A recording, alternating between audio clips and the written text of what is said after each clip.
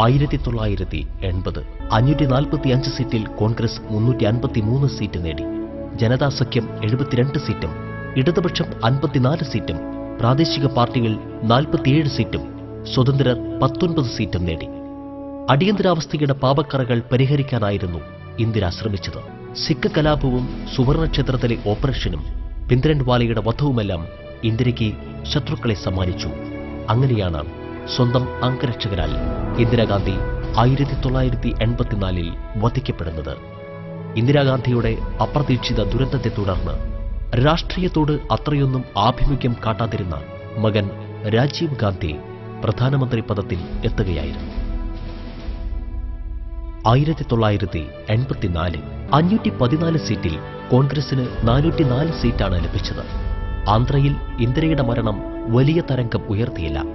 NT രാമറാവുവിന്റെ നേതൃത്വത്തിൽ തെലുങ്ക് ദേശം ആന്ധ്രയിൽ വൻ മുന്നേറ്റമുണ്ടാക്കി. 30 സീറ്റ് തെലുങ്ക് ദേശം കരസ്ഥമാക്കി. CPM 22 സീറ്റും അണ്ണാ DMK 12 സീറ്റും ജനതാ പാർട്ടി 10 സീറ്റും CPI 6ഉം കോൺഗ്രസ് S 4ഉം BJP 2 സീറ്റുകൾ കരസ്ഥമാക്കി. 64% പോളിംഗ് ആയിരുന്നു 84-ൽ പ്രകടമായത്. നെഹ്റു കുടുംബത്തിന്റെ തുടർച്ചയിൽ പങ്കുചേർന്ന് ഏറ്റവും പ്രായം കുറഞ്ഞ പ്രധാനമന്ത്രിയായി രാജീവ് ഗാന്ധി അധികാരമേറ്റു. 1989 404 എന്ന മഹാഭൂരിപക്ഷത്തിൽ നിന്ന് കോൺഗ്രസിന് 197 സീറ്റിലേക്ക് ഒതുങ്ങേണ്ട അവസ്ഥ വന്നു. VP സിംഗിന്റെ ജനതാദളിന് 143 സീറ്റ് ലഭിച്ചു. 85 സീറ്റ് നേടിയ BJPയും 33 സീറ്റ് നേടിയ CPMഉം 12 സീറ്റ് നേടിയ CPIയും പിന്തുണച്ചുകൊണ്ട് VP സിംഗ് സർക്കാർ രൂപീകരിച്ചു. ആദ്യത്തെ ന്യൂനപക്ഷ സർക്കാരിന്റെ തലവനായി VP സിംഗ് അവരോധിക്കപ്പെട്ടു. ജാട്ട് നേതാവായ ദേവിലാൽ ഉപപ്രധാനമന്ത്രിയായി. മണ്ഡൽ കമ്മീഷൻ റിപ്പോർട്ടും ചന്ദ്രശേഖരന്റെ അധികാരമോഹവും അയോധ്യ തർക്കവും അദ്വാനിയുടെ രഥയാത്രയും VP സിംഗ് സർക്കാരിന് ചരമഗീതമെഴുതി.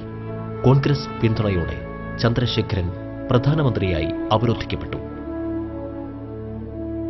1991 10ാം ലോക്സഭാ തെരഞ്ഞെടുപ്പിന്റെ പ്രചാരണത്തിനിടെ ശ്രീ പെരുമ്പത്തൂരിൽ വെച്ച് LTT ഗ്രൂപ്പുകൾ രാജീവ് ഗാന്ധിയെ വധിച്ചത് തെരഞ്ഞെടുപ്പിനെ നിർണായകമായി സ്വാധീനിച്ചു.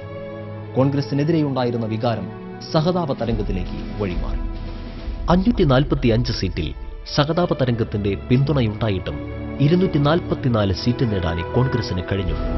ജനതാദൾ 59 സീറ്റും BJP 120 സീറ്റും CPM 35 സീറ്റും CPI 14ഉം പ്രാദേശിക പാർട്ടികൾ 54 സീറ്റും കരസ്ഥമാക്കി.